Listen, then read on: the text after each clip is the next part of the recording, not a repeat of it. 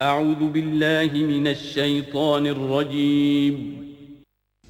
بسم الله الرحمن الرحيم.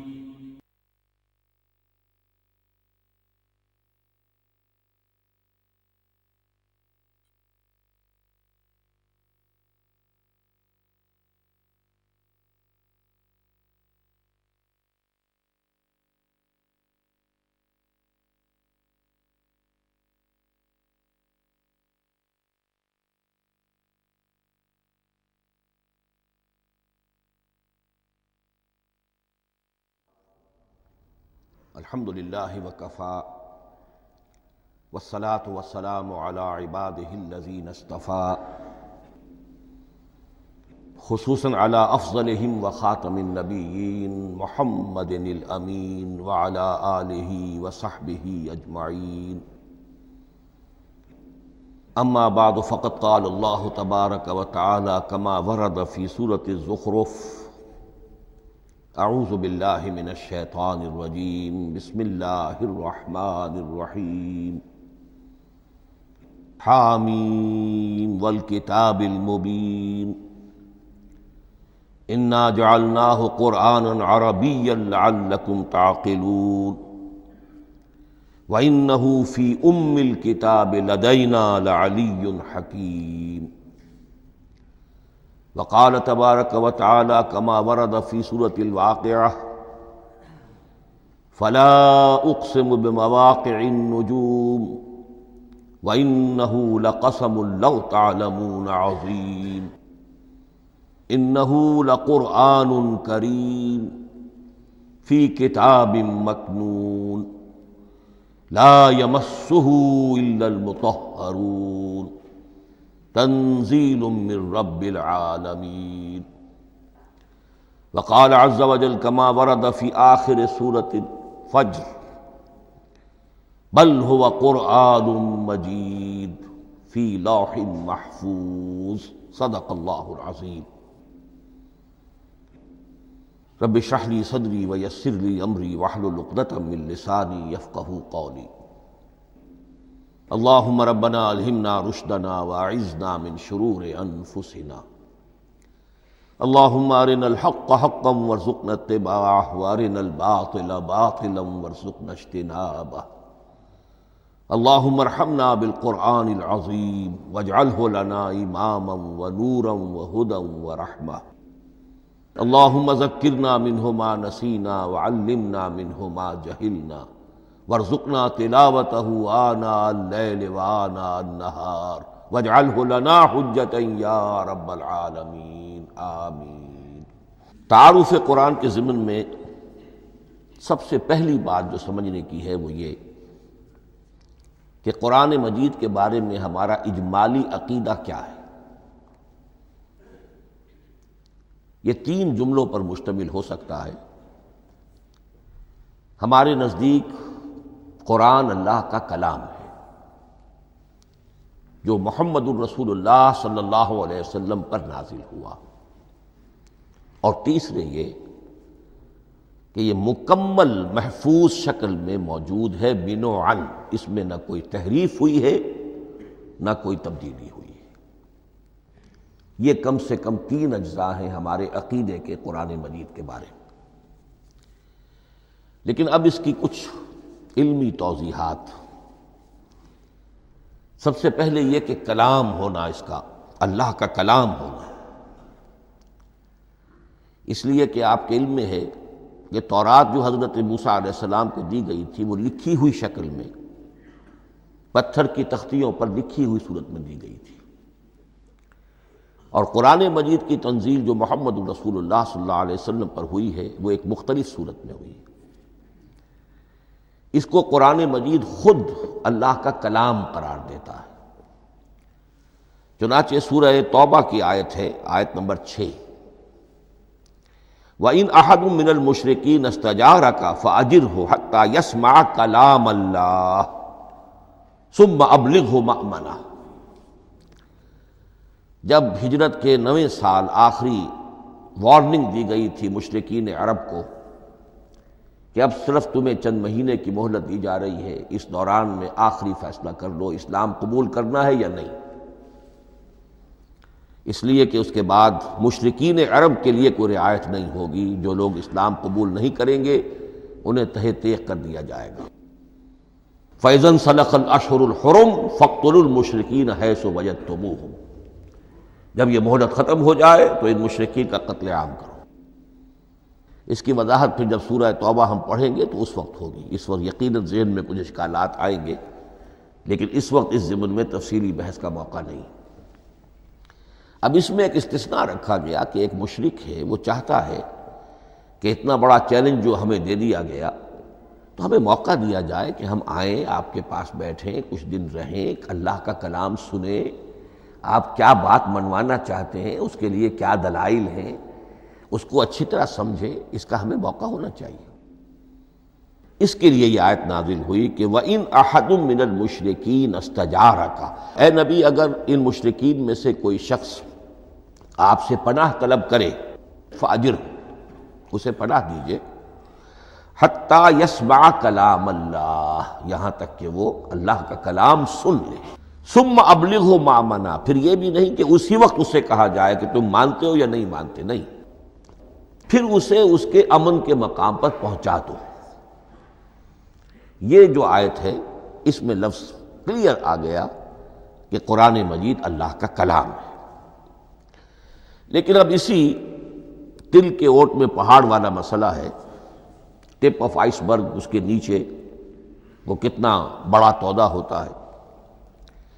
کلام جو ہے اللہ تعالیٰ کی صفت ہے، اور یہ بڑا مسئلہ گہرا ہے، اور علم کلام کا ایک بڑا پیچیدہ مسئلہ ہے کہ ذات باری تعالیٰ اور اس کی صفات کے مابین کیا ربط و تعلق ہے۔ آیا صفات ذات کا جز ہیں، جزو لا ینفک ہیں، حصہ ہے، یا کچھ زائد بر ذات ہے، جس کو علامہ اقبال نے ایک جگہ کہا ہے صفات ذات حق، حق سے جدا یا عین ذات۔ یہ ہمارے علم کلام کا ایک بڑا پیچیدہ مسئلہ ہے، لیکن یہ کہ اس میں متکلمین کا جو تقریباً اجماعی فیصلہ ہے وہ دو لفظوں میں آتا، لا عین ولا غیر۔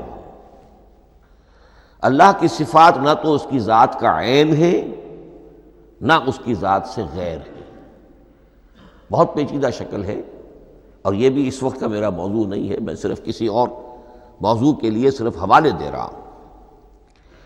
بہرحال قرآن مجید کا جو تعلق ہے ذات باری تعالیٰ کے ساتھ، وہ اس مسئلے سے بخوبی واضح ہو جاتا ہے کہ چونکہ یہ اللہ تعالیٰ کی صفت ہے، اور صفت کو ہم یہ نہیں کہہ سکتے کہ وہ ذات باری تعالیٰ سے جدا ہے، یہ بھی نہیں کہہ سکتے کہ اس کی ذات کا جزو لا ینفک ہے، کچھ اسی طرح کا تعلق ہے قرآن مجید کا ذات باری تعالیٰ کے ساتھ۔ لیکن یہ مسئلہ قرآن مجید میں خود بیان ہوا،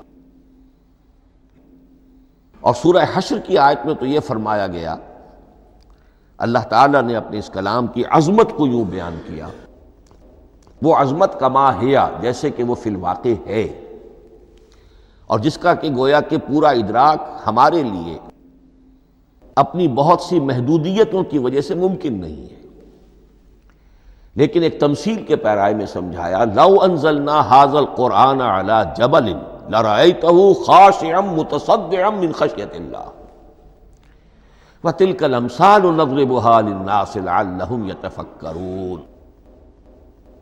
اگر ہم نے اس قرآن کو کسی پہاڑ پر اتار دیا ہوتا تو تم دیکھتے کہ وہ دب جاتا اور پھٹ جاتا اللہ کے خوف سے۔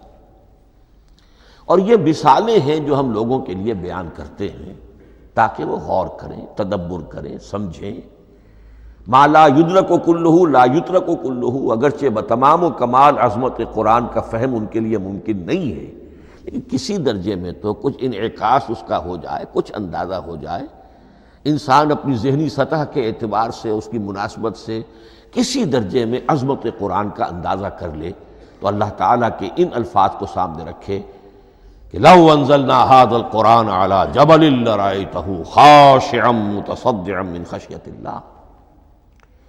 اب اس آیت کو سمجھنے کے لیے سورہ اعراف کی آیت نمبر 143 کو سمجھنا ہوگا، اسی اصول کے تحت کہ القرآن یفسر بعضہ بعضا، قرآن کا ایک حصہ دوسرے حصے کی تشریح کرتا ہے۔ وہاں یہ واقعہ بیان ہوا ہے کہ حضرت موسیٰ علیہ السلام کو جب اللہ تعالیٰ نے کوہ طور پر طلب فرمایا 30 راتوں کے لیے، جس میں بعد میں 10 کا اضافہ کر کے وہ ایک 40 رات کا ایک کورس بنا، دن رات، اس موقع پر جو مخاطبہ الہی، مکالمہ الہی سے مشرف ہوئے حضرت موسیٰ علیہ السلام، تو ان کی آتش شوق بھڑکی اور انہوں نے بڑی جرأت کر کے یہ درخواست کر دی، رب ارنی انظر الیک، پروردگار مجھے اپنا دیدار بھی عطا فرما، مجھے موقع عنایت فرما، میں تجھے دیکھ سکوں۔ یہ ان کی وہ آتش شوق کا مسئلہ ہے، لیکن جواب کیا ملا؟ لن ترانی، تو مجھے ہرگز نہیں دیکھ سکتے، ولیکن انظر الی الجبل فإن استقر مکانہ فسوف ترانی۔ لیکن ظاہر بات ہے کہ حضرت موسیٰ علیہ السلام کو بات سمجھانے کے لیے کچھ مشاہدہ بھی کرانا تھا۔ فرمایا تم مجھے نہیں دیکھ سکتے، البتہ اس سامنے کے پہاڑ پر نگاہ جماؤ، ہم اس پر اپنی ایک تجلی ڈالیں گے۔ یہ اگلی الفاظ کے اندر وضاحت ہے، میں یہاں پہلے سے بیان کر رہا ہوں سمجھانے کے لیے۔ اگر وہ پہاڑ ہماری اس تجلی کو، تجلی کسے کہتے ہیں؟ جلا، روشنی، تو اللہ تعالیٰ کی طرف سے کوئی خاص اس کے نور کا جب پرتو ہوتا ہے کسی شے پر تو وہ اس کی تجلی ہے۔ ہم اپنی ایک تجلی اس پہاڑ پر ڈالیں گے، اگر وہ اس کو جھیل جائے، اپنی جگہ کھڑا رہ جائے، تو تم سمجھنا کہ شاید تم بھی ہمیں دیکھ سکو۔ فلما تجلی ربہ للجبل، اب یہاں وہ لفظ آ گیا، جب اللہ نے تجلی اپنی پہاڑ پر ڈالی، جعلہ دکا وخر موسیٰ صعقا، وہ پہاڑ ریزہ ریزہ ہو گیا اور حضرت موسیٰ بے ہوش ہو کر گر گئے۔ اب یہ بے ہوش ہو کر گر جانا، جبکہ وہ تجلی براہ راست بھی نہیں ہے، بالواسطہ ہے۔ مشاہدہ جو کر رہے حضرت موسیٰ وہ بالواسطہ ہے، تجلی پہاڑ پر ہے، لیکن یہ کہ اس کا بھی بالواسطہ اس کا جو ہوا ہے، اس کی جو تاثیر ہوئی حضرت موسیٰ علیہ السلام پر کہ وہ اس کی تاب نہ لا سکے اور بے ہوش ہو کر گر گئے۔ یہاں سے یہ بات سمجھ میں آتی ہے کہ یہ تجلی یہ ذات باری تعالیٰ تھی جس نے کوہ طور کو جلا کر بھسم کر دیا یا ٹکڑے ٹکڑے کر دیا، ریزہ ریزہ کر دیا۔ اب ذات الہی کے ساتھ جو تعلق ہے کلام الہی کا، اور یہ صفت جو لا عین ولا غیر کے درجے میں ہے ذات کے ساتھ، تو وہی تاثیر اس کلام الہی کی بھی ہے۔ لو انزلنا هذا القرآن على جبل لرأيته خاشعا متصدعا من خشية الله وتلك الامثال نضربها للناس لعلهم يتفكرون۔ اس حقیقت کو اس دور میں میں اپنے مطالعے کی محدودیت کا اعتراف کرتے ہوئے عرض کر رہا ہوں کہ میرے نزدیک جس قدر پرشکوہ انداز میں علامہ اقبال نے بیان کیا ہے اسی کیفیت کو، وہ شاید اس کی کوئی مثال نہ مل سکے۔ فاش گویم آنچ در دل مضمرست، یہ کتابیں نیست چیزیں دیگر است، میں صاف ہی کہہ دیتا ہوں جو میرے دل میں چھپی ہوئی بات ہے۔ فاش گویم آنچ در دل مضمرست، یہ کتابیں نیست، اس قرآن کو کتاب نہ سمجھنا، یہ کچھ اور شے ہے، چیزیں دیگر است۔ اب وہ چیزیں دیگر کیا ہے؟ وہی جو میں نے عرض کیا، ذات باری تعالیٰ اور کلام کا صفت باری تعالیٰ ہونا، اس کے بنا پر جو مناسبت ہے، جو قرب ہے، جو مشابہت ہے۔ مثل حق پنہاؤ ہم پیداستو، زندہ و پائندہ و گویاستو۔ اس کلام میں اللہ تعالیٰ کی ساری صفات کا انعکاس موجود ہے۔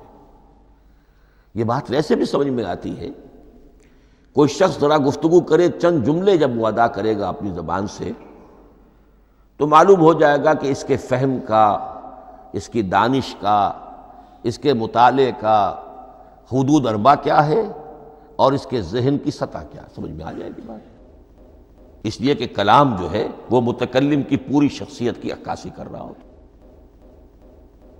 تانت بازی راگ پایا، چند جملے کسی نے کہا، پتہ چل گیا کہ یہ کس سطح کے آدمی ہیں، علمی اعتبار سے، معلوماتی اعتبار سے، تہذیبی اعتبار سے، کلچرڈ ہیں یا نہیں ہیں. یہ ساری باتیں چند جملوں میں واضح ہو جائیں گی. تو اللہ تعالیٰ کی بھی جملہ صفات کا عکس اس قرآن میں موجود ہے.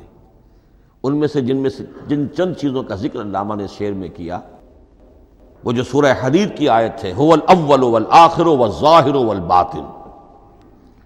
اللہ الظاہر بھی ہے، الباطن بھی ہے. اتنا ظاہر کہ اس سے زیادہ ظاہر کوئی شے نہیں، اور اتنا باطن کہ اس سے زیادہ چھپی ہوئی کوئی شے نہیں. اسی لیے حضور سے جو منقول ہیں الفاظ کہ پروردگار انت الظاہر فلیس فوقک شیء وانت الباطن فلیس دونک شیء. یہی کیفیت قرآن کی ہے. مثل حق پنہاں و ہم پیداستو، پنہاں بھی ہے ظاہر بھی ہے، جیسے ذات باری تعالی.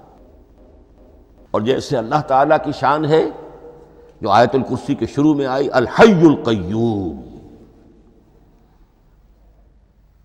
مثل حق پنہاں و ہم پیداستو، زندہ و پائندہ و گویاستو.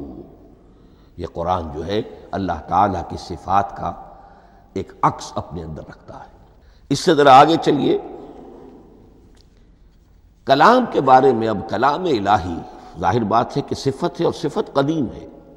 اللہ کی صفات حادث نہیں ہے. اللہ کی ذات بھی قدیم ہمیشہ سے ہے، اور اس کی صفات بھی قدیم ہمیشہ سے. اور یہ جو کلام الہی ہے، ظاہر بات ہے کہ یہ جو ہماری زبان کے حروف و اصوات ہیں، کلام الہی تو ان سے منزہ ہے، مبرہ ہے، ماورا ہے، اعلیٰ ہے، عرفہ ہے. ہماری زبانوں کے حروف و اصوات، الفابیٹس جگہ جگہ تبدیل ہو جائیں گے. انگریزی کے کچھ اور ہیں، اردو کے کچھ اور ہیں، عربی کے کچھ اور ہیں. کلام الہی ان تمام سے آگاہ، عرفہ، منزہ اور مبرہ ہے. یہ کلام الہی جب بھی نازل ہوا ہے، ظاہر بات ہے حضرت موسیٰ پر اگر کتاب اتاری گئی وہ بھی علم الہی سے آئی، لیکن وہ عبرانی زبان میں آئی. حضرت عیسیٰ علیہ السلام پر انجیل اتاری گئی، ہم یقین سے نہیں کہہ سکتے، دو میں سے کسی ایک زبان میں اتاری گئی ہوگی، یا عبرانی ہوگی، اس لیے کہ شام کے جس علاقے میں، فلسطین کے جس علاقے میں ان کی پیدائش ہوئی اور جہاں وہ دعوت و تبلیغ کے لیے گھومتے رہے، اس کے عوام کی زبان تھی آرامی، اور خواص کی زبان تھی عبرانی، ہیبریو. تو یا تو وہ بھی تورات کی طرح عبرانی ہی میں نازل ہوئی تھی، یا آرامی میں ہوگی. لیکن اب کوئی نسخہ نہ ہیبریو کا، کوئی قدیم نسخہ دنیا میں موجود ہے، نہ آرامی کا. جو سب سے پرانا نسخہ ملتا ہے انجیل کا، وہ اس کا ترجمہ ہے، لیٹن زبان کا ترجمہ ہے یا گریک ترجمہ ہے، اصل کوئی نہیں. بہرحال جب وہ کلام الہی محمد الرسول اللہ پر نازل ہوا، اب اس نے حروف و اصوات کا وہ جامہ پہنا کہ جو عربی زبان کے ہیں.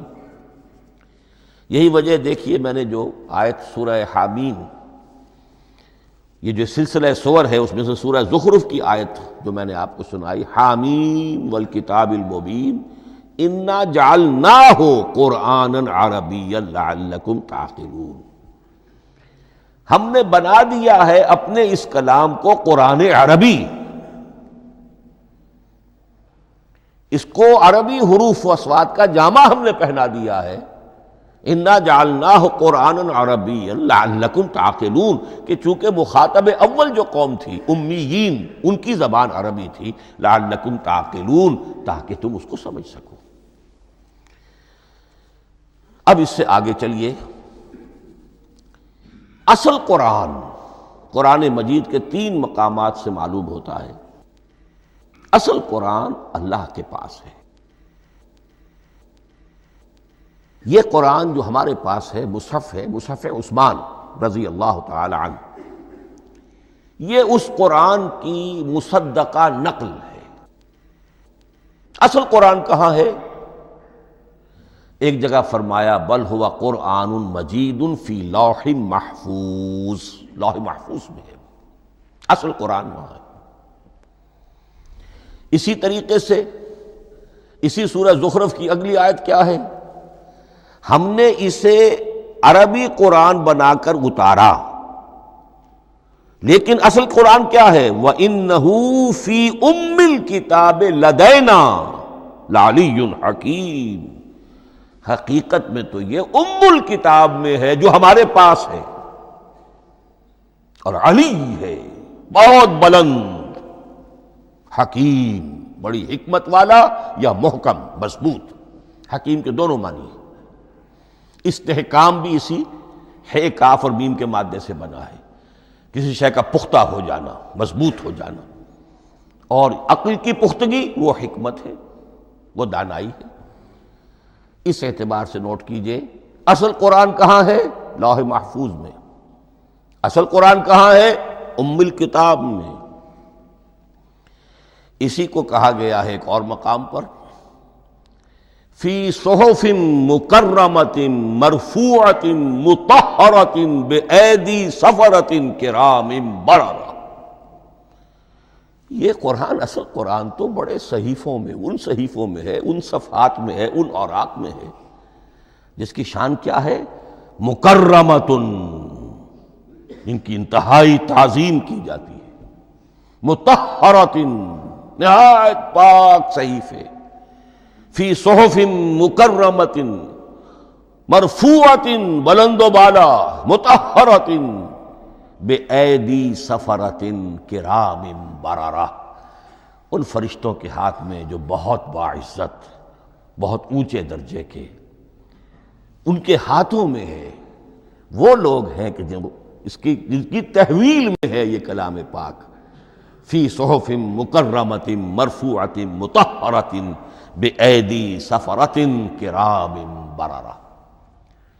اب اسی کو بیان کیا ہے سورہ واقعہ میں، فلا اقسم بمواقع النجوم، تو نہیں، میں قسم کھاتا ہوں ستاروں کے ڈوبنے کی جگہ کی۔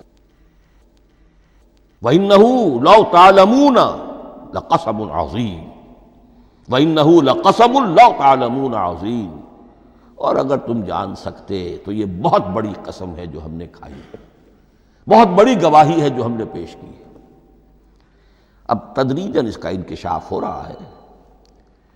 یہ آج جو تصور ہے بلیک ہولز کا، اس سے کچھ اندازہ ہوتا ہے یہ ستارے کہاں ڈوب جاتے ہیں، بڑے بڑے ستارے نسیم منسیہ ہو جاتے ہیں، ستارے نہیں، پوری گیلیکسیز اس میں گم ہو جاتے ہیں، وہ مقبرے ہیں بڑی بڑی گیلیکسیز کے۔ فلا اقسم بمواقع النجوم وانه لقسم لو تعلمون عظیم انه لقرآن کریم، یہ قرآن ہے بہت باعزت، فی کتاب مکنون، اور یہ اس کتاب میں جو چھپی ہوئی ہے۔ یہ لؤلؤ مکنون کا لفظ آتا ہے قرآن مجید میں، جیسے موتی ہوتے ہیں انہیں چھپا کر رکھا جاتا ہے ڈبیوں میں، مخملی ڈبیوں کے اندر موتیوں کو، اسی طریقے سے فی کتاب مکنون، لا یمسہ الا المطہرون، وہ صحیفے بھی بہت مطہرہ تھے اور ان کو چھو نہیں سکتے مگر وہی جو انتہائی پاک ہیں، ملائکہ مقربین، جن کے قریب سے بھی ہو کر معصیت یا گناہ کا کوئی تصور تک نہیں گزر سکتا، وہ ہیں جو اس کو چھوتے ہیں، ان کے ہاتھوں میں ہے، ان کی تحویل میں ہے۔ یہ ہے وہ چیزیں کہ جس سے اندازہ ہوا کہ اصل قرآن کہاں ہے۔ یہ جو ہمارے پاس ہے در حقیقت یہ نقل مطابق اصل ہے، مصدقہ نقل ہے۔ اب اس میں آپ سے عرض کر دوں کہ ایک بہت خوبصورت بات ہمیں جو ملتی ہے،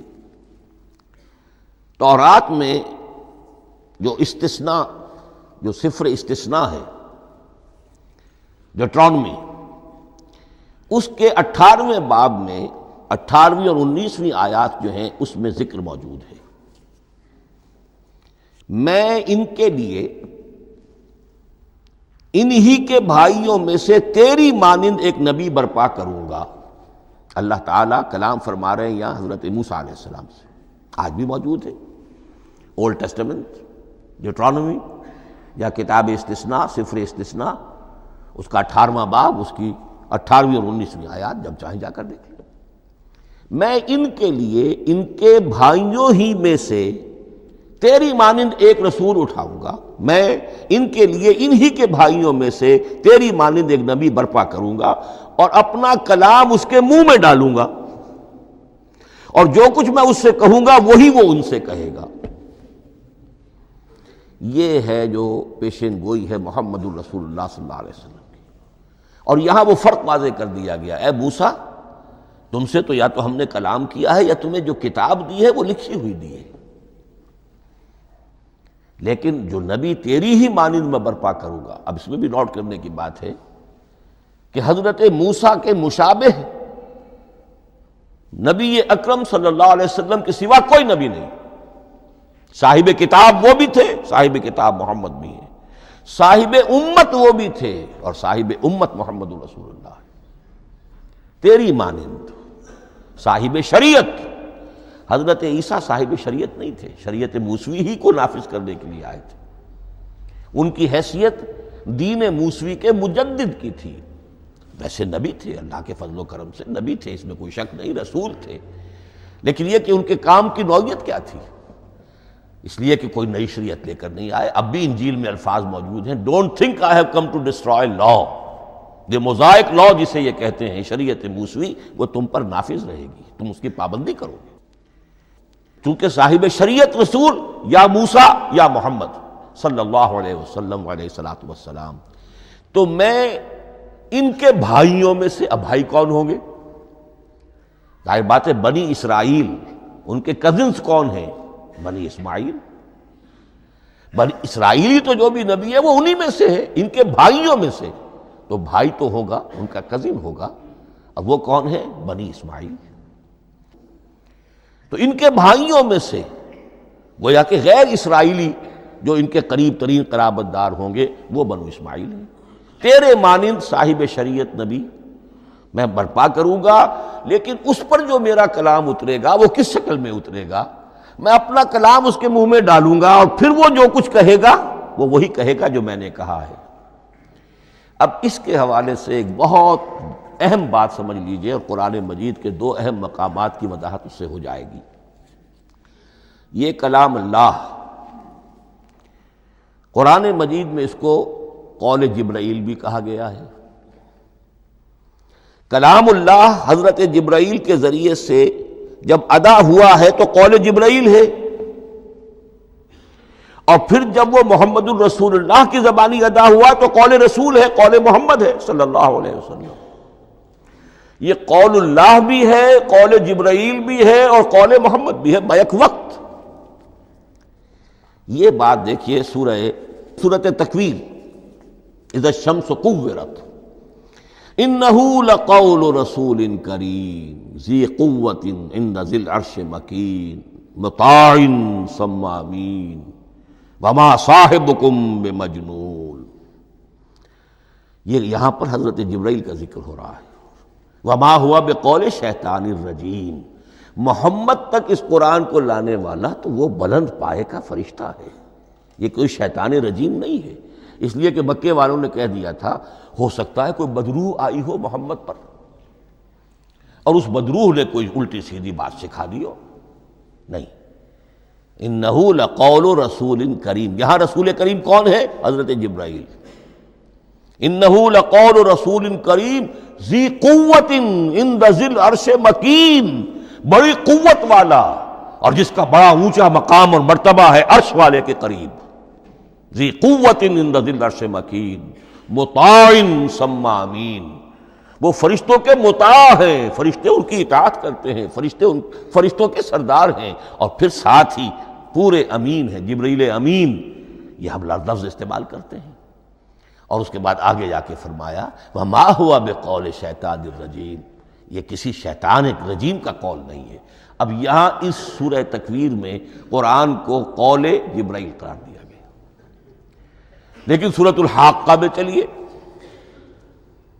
اس کے آخر میں آتا ہے انہ لقول رسول کریم وما ہوا بقول شاعر قلیلا ما تؤمنون ولا بقول کاہن قلیلا ما تذکرون تنزیل من رب العالمین۔ یہاں اب رسول کریم سے مراد محمد الرسول اللہ صلی اللہ علیہ وسلم۔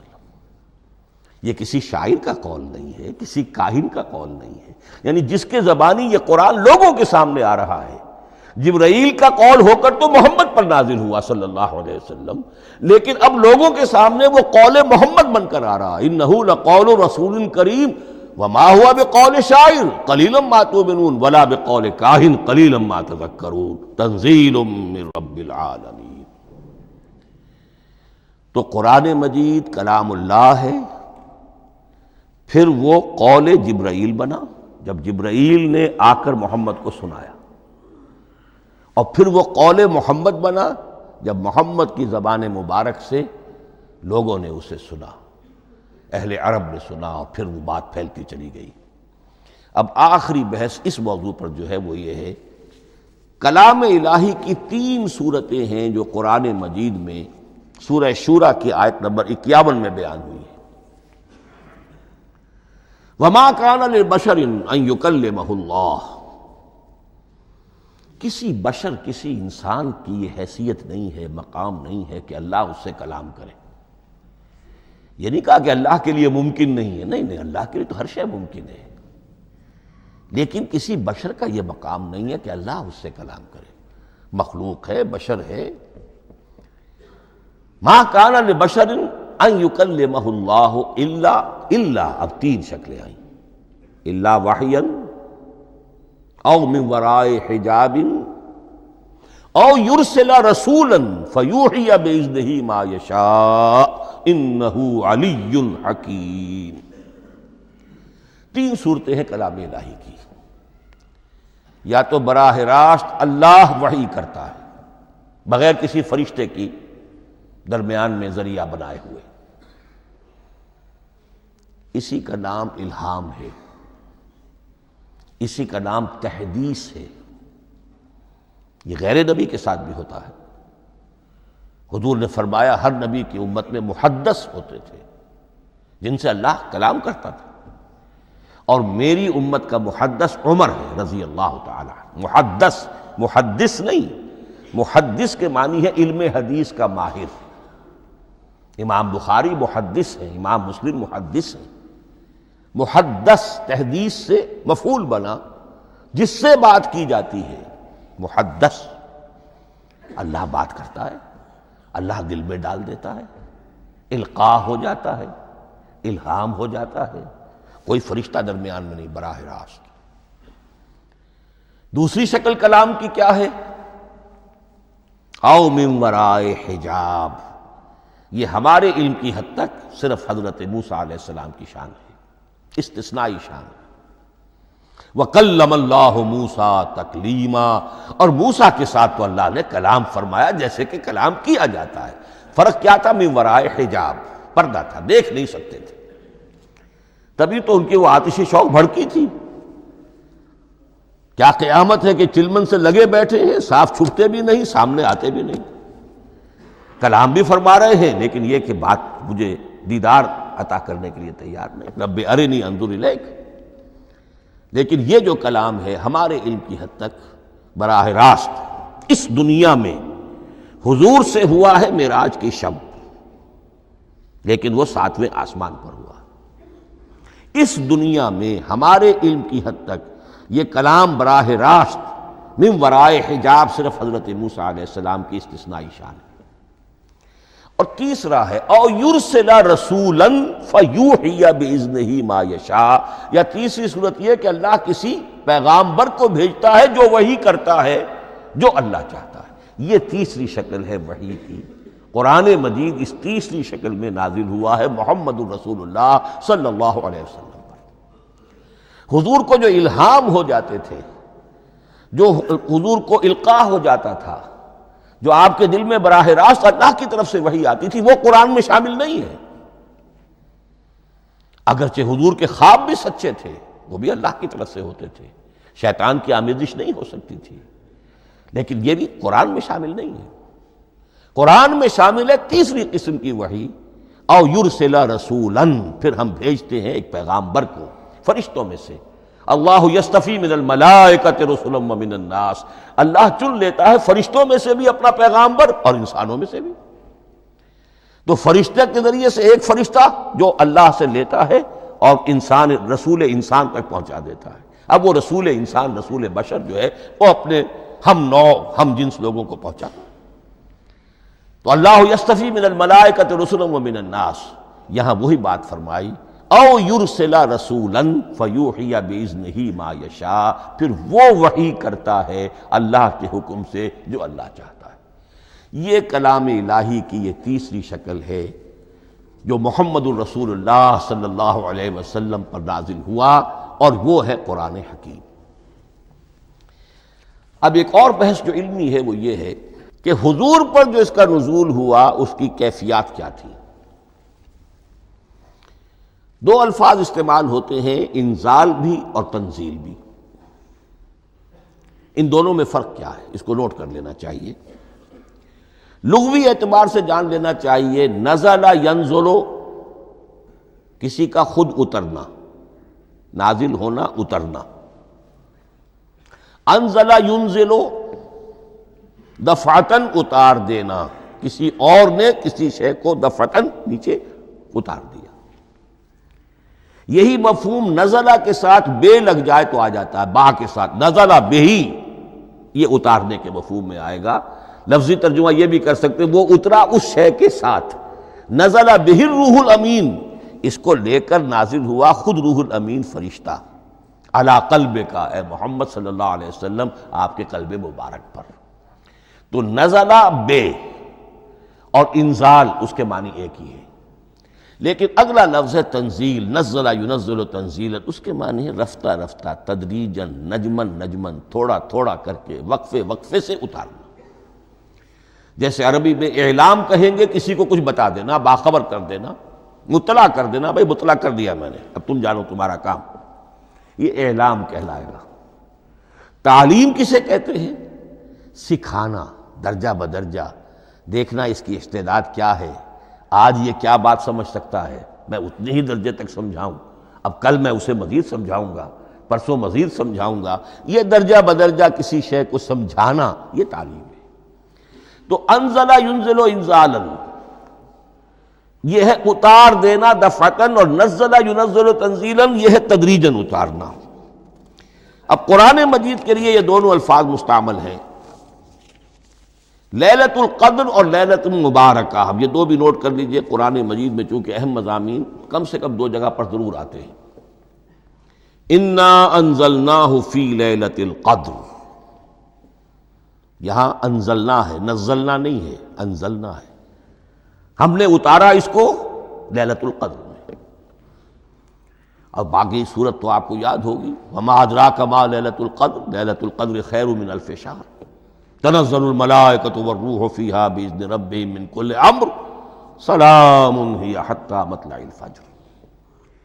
لیکن یہ اہم مضمون قرآن مجید میں دوسری جگہ بھی ہے، سورہ دخان کے شروع میں فرمایا حامیم والکتاب المبین انا انزلناہ فی لیلۃ مبارکۃ انا کنا منذرین فیہا یفرق کل امر حکیم امرا من عندنا انا کنا مرسلین رحمتا من ربک انہ هو السمیع العلیم۔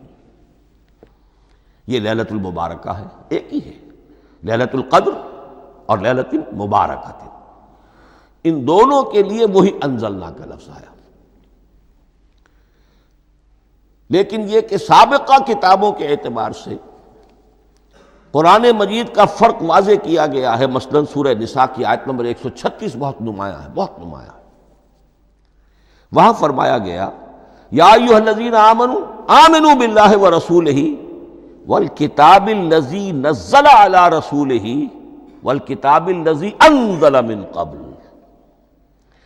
اے ایمان کے دعوے دارو، حقیقتاً ایمان لاؤ، ایسے ایمان لاؤ جیسے ایمان لانے کا حق ہے، اللہ پر بھی اور اس کے رسول پر بھی، اور اس کتاب پر بھی جو اللہ نے اپنے رسول پر نازل فرمائی، اور اس کتاب پر بھی جو اللہ نے پہلے نازل فرمائی۔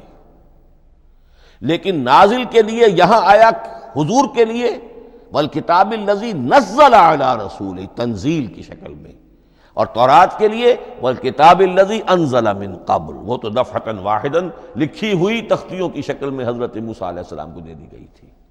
تو یا ایھا الذین آمنوا آمنوا باللہ ورسولہ والکتاب الذی نزل علی رسولہ والکتاب الذی انزل من قبل۔ یہ جو تنزیل ہوئی ہے حضور پر، یعنی لیلۃ القدر میں جو رمضان مبارک میں ہے، پورا قرآن لوح محفوظ سے، کتاب مکنون سے، ام الکتاب سے نقل کر کے اتار دیا گیا سمائے دنیا تک۔ پہلا آسمان جسے ہم کہتے ہیں سمائے دنیا، وہ آسمان جو قریب ترین ہے دنیا کے، وہاں سے اب یہ درجہ بدرجہ تھوڑا تھوڑا چند آیتیں، چند سورتیں، پھر آیتیں، پھر سورتیں، یہ نازل ہوا محمد الرسول اللہ صلی اللہ علیہ وسلم پر۔ گویا کہ پہلا مرحلہ انزال کا ہے، پورا قرآن لوح محفوظ یا کتاب مکنون یا ام الکتاب سے نقل کر کے اتار دیا گیا سمائے دنیا تک۔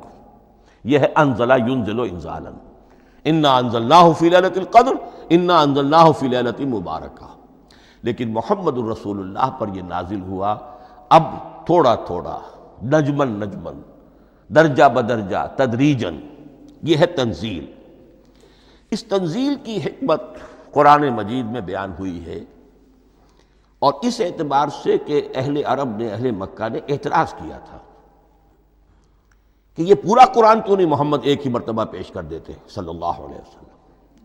اس میں جو چیز مضمر تھی وہ یہ تھی کہ چونکہ یہ حقیقت میں اللہ کا کلام نہیں ہے، یہ محمد کا اپنا کلام ہے، تو کوئی شاعر دنیا میں ایسا نہیں ہے جو ایک دم اپنا پورا دیوان دے دے۔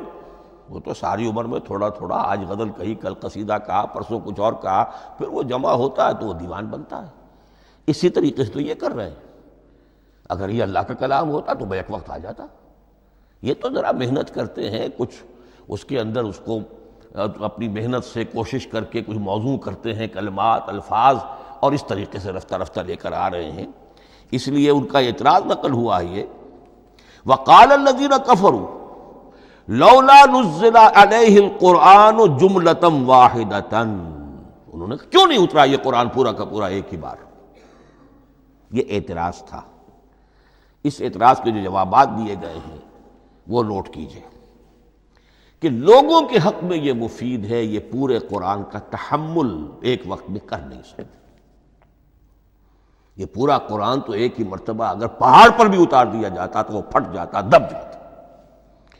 وَقُرْآنًا فَرَقْنَاهُ لِتَقْرَأَهُ عَلَى النَّاسِ عَلَى مُكْثٍ وَنَزَّلْنَاهُ تَنزِيلًا، سورہ بنی اسرائیل آیت 106۔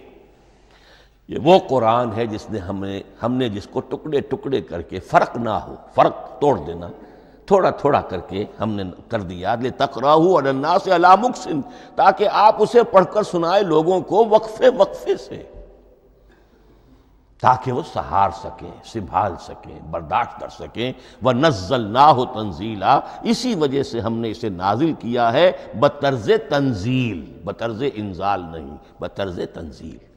وَقُرْآنًا فَرَقْنَاهُ لِتَقْرَأَهُ عَلَى النَّاسِ عَلَى مُكْثٍ وَنَزَّلْنَاهُ تَنزِيلًا۔ ایک حکمت تو ہو گئی عوام کے لیے، ایک حکمت خود رسول کے لیے صلی اللہ علیہ وسلم۔ كَذَلِكَ لِنُثَبِّتَ بِهِ فُؤَادَكَ وَرَتَّلْنَاهُ تَرْتِيلًا۔ اب ذرا نوٹ کیجئے، قلب محمدی کے لیے بھی اس پورے کلام کا ایک دم سہار آسان کام نہیں تھا۔ یہ اس لیے، یہ اسی سورہ الفرقان کی جو آیت کا میں نے ایک حصہ آپ کو سنا دیا تھا، اسی کے اندر اس کا جواب آیا ہے، اسی آیت میں، آیت نمبر 32 ہے یہ سورہ فرقان کی۔ وقال الذین کفروا لولا نزل علیہ القرآن جملۃ واحدۃ، یہ اعتراض ہے۔ جواب کیا ہے؟ کذالک لنثبت بہ فؤادک، ہم نے یہ اس لیے کیا ہے نبی کہ اس کے ذریعے سے آپ کے دل کو ٹھہراؤ اور جماؤ عطا کرے۔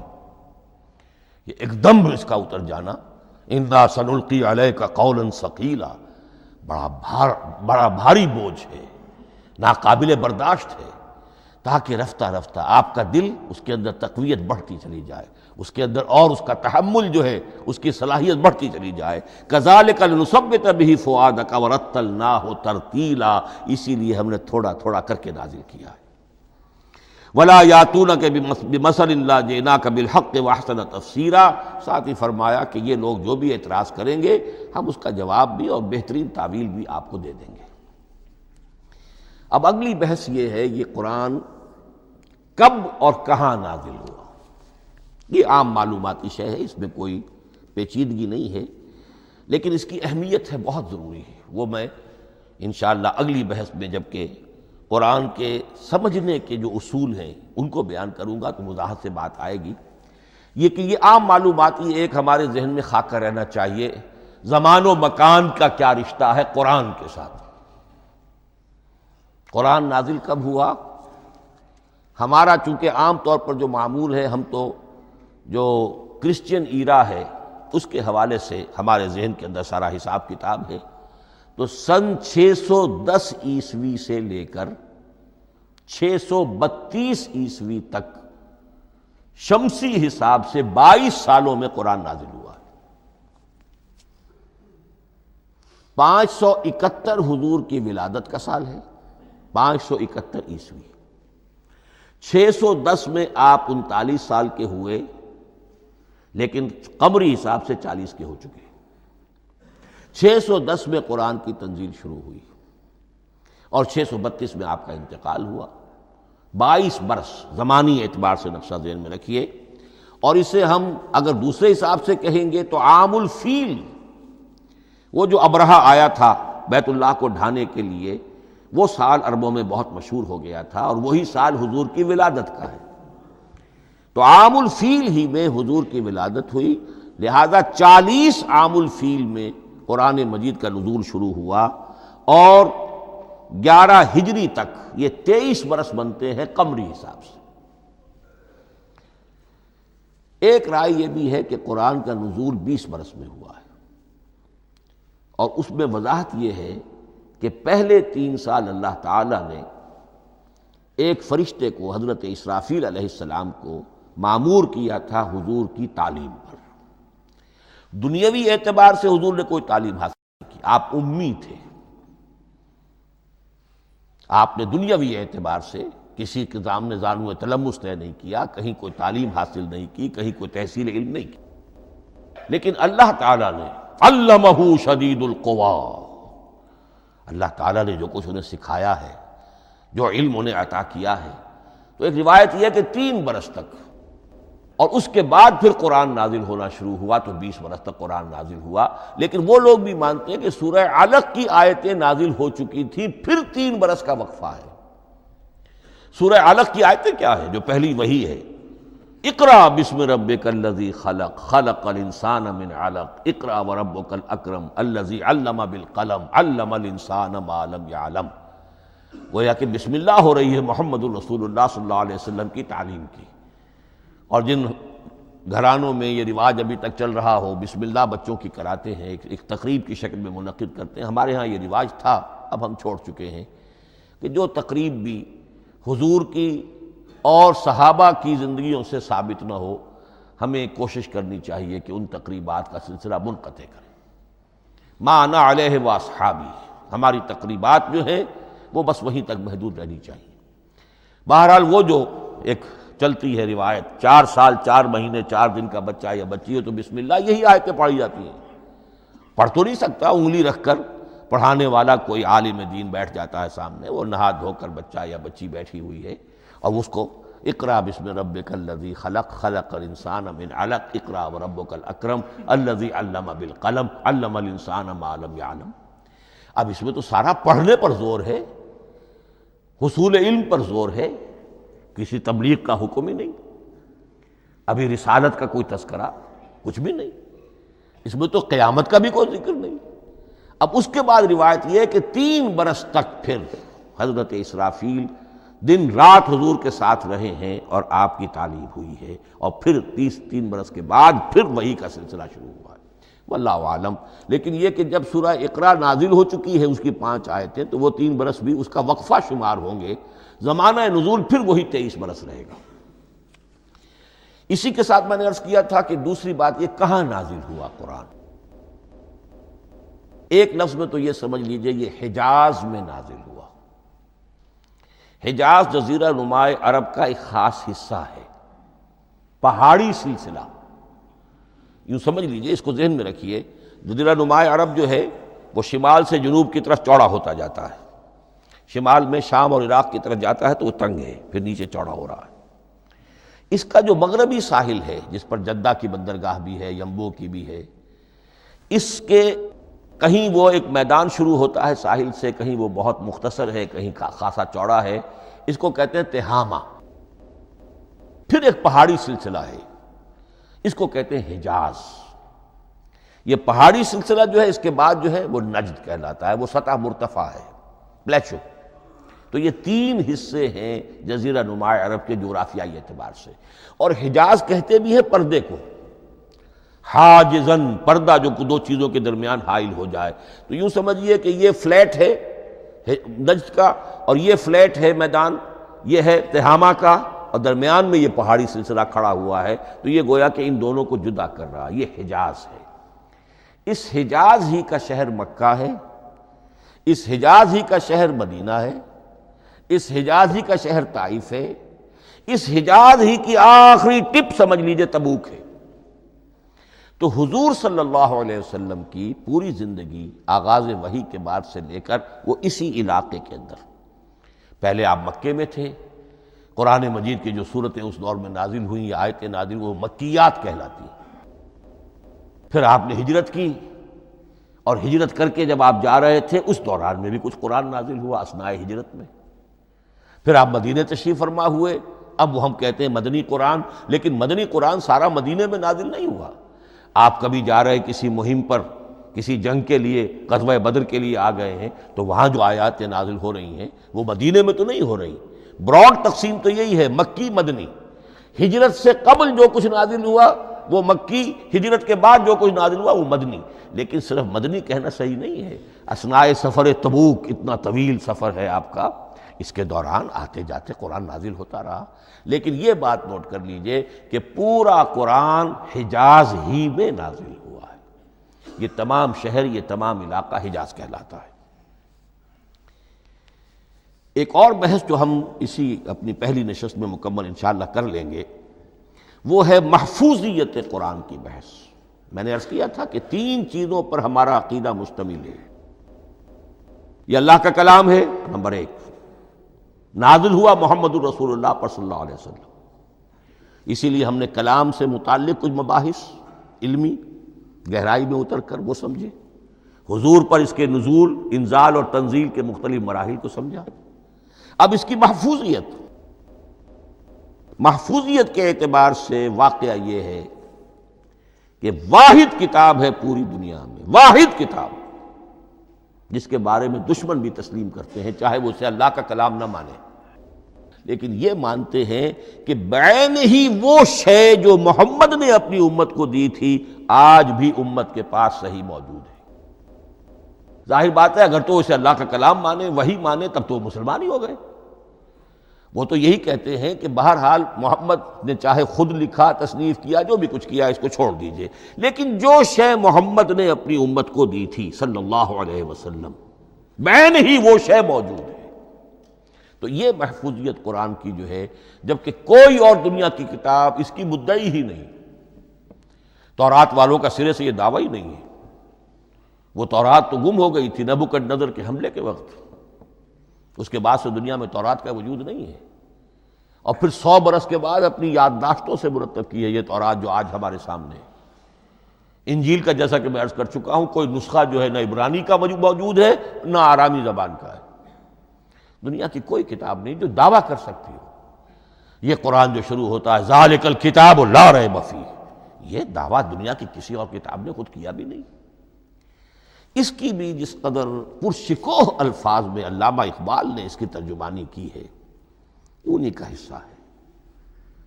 حرف اورا ریب نئے، تبدیل نئے، آیاش شرمندہ تعویل نئے۔ اس قرآن کے کسی حرف میں کوئی تحریف ہو جانا نہیں، امکان ہی نہیں، قطعی طور پر کسی لفظ کا بدل دیا جانا نہیں، حرف اورا ریب نئے، تبدیل نئے۔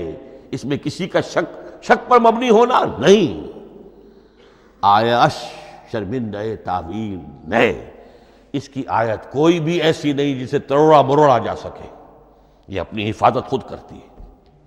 لا یاتیہ الباطل من بین یدیہ ولا من خلفہ، حامیم سجدہ کی آیت نمبر 42، اس پر باطل حملہ آور ہو ہی نہیں سکتا۔ انا نحن نزلنا الذکر وانا لہ لحافظون، ہم ہی نے یہ الذکر نازل کیا ہے اور ہم ہی اس کی حفاظت کرنے والے ہیں۔ جہاں تک پہلے ٹکڑے کا تعلق ہے اس آیت مبارکہ کا، اس میں تو تورات بھی آئے گی۔ تورات کس نے نازل کی؟ اللہ نے نازل کی۔ انجیل کس نے نازل کی؟ اللہ نے نازل کی۔ انا انزلنا التوراۃ فیہا ھدی ونور، یہ سورہ مائدہ میں الفاظ ہیں۔ انجیل کے بارے میں بھی ہم نے انجیل عطا کی عیسیٰ کو، فیہ ھدی ونور، لیکن یہ کہ انا نحن نزلنا الذکر، اس کو اس قدر تاکید کے ساتھ کہہ کر وَإِنَّا لَهُ لَحَافِظُونَ، اور ہم ہی اس کے محافظ ہیں۔ لیکن اس موضوع پر اہم ترین مقام جو ہے قرآن مجید کا، وہ سورہ قیامہ کی یہ آیات ہے، لا تحرک بہ لسانک لتعجل بہ۔ جب قرآن نازل ہوتا تھا حضور جلدی جلدی زبان کو حرکت دیتے تھے، یاد کر لیں، مبادا کہیں بھول جاؤں، مبادا کوئی لفظ جو ہے تبدیل ہو جائے۔ یہ مشقت جو آپ جھیل رہے تھے، اس سے اللہ نے روک دیا از راہ شفقت اور محبت۔ لا تحرک بہ لسانک لتعجل بہ ان علینا جمعہ وقرآنہ، ہمارے ذمے ہے اس کو جمع کر دینا، آپ کے سینے میں جمع کر دیں گے اس کو۔ اور صرف جمع کرنا نہیں، قرآن، ترتیب۔ قرآن ہوتا ہے پڑھا جاتا ترتیب سے، یعنی ترتیب نزولی۔ یہ بعد میں ہماری علیحدہ بحث بھی آئے گی کہ ترتیب نزولی اور ہے، ترتیب مصحف اور ہے، یہ ترتیب بھی ہم کروا دیں گے، یہ بھی ہمارے ذمے ہے۔ ان علینا جمعہ وقرآنہ فاذا قرأناہ فاتبع قرآنہ، پھر جب ہم جس ترتیب سے پھر آپ کو پڑھائیں اسی ترتیب کی پیروی کیجیے۔ یہ جو ہے کہ قرآن کا جمع اور تدوین، یہ بھی اللہ تعالیٰ نے اس کی ضمانت لی، اور اس کی ترتیب بھی اللہ تعالیٰ ہی کی ضمانت سے ہے۔ اس اعتبار سے محفوظیت قرآن کے یہ دونوں پہلو ہمارے سامنے رہنے چاہیے۔ بارک اللہ لی ولکم فی القرآن العظیم ونفعنی وإیاکم بالآیات والذکر الحکیم۔